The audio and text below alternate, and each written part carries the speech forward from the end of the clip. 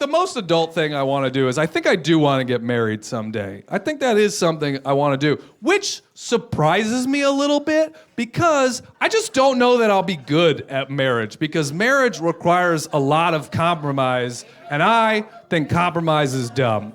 Because recently I was talking to my brother and I was like, hey man, you want to grab some lunch? And he said, yeah, let me run it by my wife real quick. And I was like, what? I used to do lunch, not cocaine. Ugh. That sucks. And I know that the idea of marriage is that it lasts forever, right? That is the social contract we have all signed up for. Marriage lasts forever. But I think on a subconscious level, a lot of people don't actually believe that anymore. And my proof is that whenever I'm in a room like this with a bunch of people and someone says that they've been married for like 40 or 50 years, everybody has the same reaction. You know what that is? Everybody goes, wow, and then starts clapping, right? Which is the exact same reaction we all have when we see a magic trick. We react to forever marriages like they are magic tricks. Everybody's like, oh my God, how did they do that? I am impressed and frustrated. I want to know how they did that, but I'm not going to learn how to do it myself.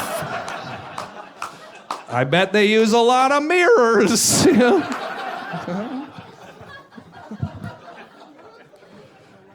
Marriage has always been a bit of like a controversial issue in our country, which is weird to me.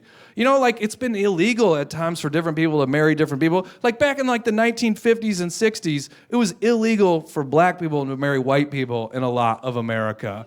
And a lot of dumb people back then would say things like, we can't let black people marry white people because then what's next? Gay people getting married? And then you fast forward like 60 years and then there's like a whole new group of dumb people, when the gay marriage debate was a whole thing, a whole new group of dumb people were saying things like, we can't let gay people get married because then what's next? People marrying animals?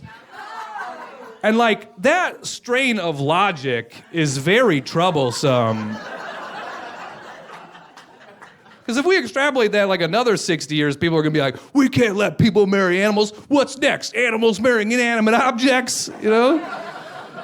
And can you imagine those protesters? Like, it'll be a cold day in hell before I let some turtle marry his favorite sunbathing rock. My wife, who, yes, happens to be a giraffe.